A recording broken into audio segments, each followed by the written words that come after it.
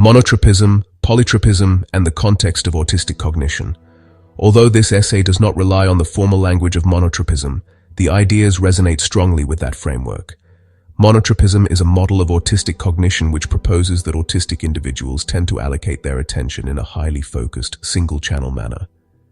Instead of distributing attention across many streams at once, the mind tends to engage deeply with one intention, interest, or task.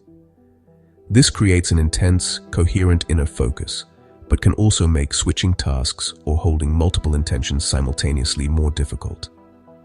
Polytropism, often used as a contrasting frame, describes a cognitive style in which attention can move fluidly among many channels.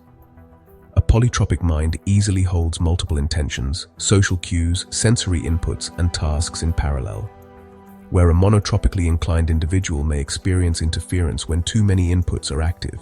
A polytropic individual may depend on this multi-stream environment to maintain momentum. Understanding the distinction between these styles helps clarify why the idea of a cognitive grand minimum is particularly relevant to autistic experience. For someone whose cognition is naturally monotropically organized, action depends heavily on the presence of a single coherent direction. When competing inputs activate simultaneously, the result is not flexibility, but interference. Noise increases, the internal cycles fall out of phase, and intention becomes difficult to discern. In this sense, the cognitive grand minimum can be viewed as a state that supports monotropic flow. It is the moment when external demands and internal oscillations reduce enough for one intention to stand out clearly. The mind's natural focus becomes possible again because it is no longer being pulled in multiple directions. The alignment of internal patterns reduces interference and makes room for sustained engagement. For polytropic individuals, clarity may not depend on such a quieted system, since their minds are more comfortable with parallel attention.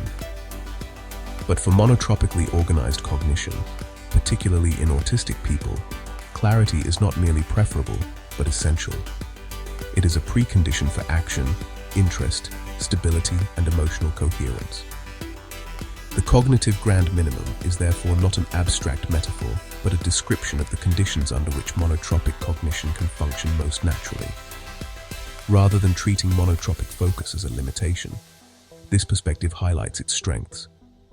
When the system is quiet enough for intention to emerge, monotropism enables depth, persistence, insight, and a stability of purpose that can be profoundly powerful. The cognitive grand minimum simply describes the environmental and internal configuration that allows this focus to become accessible.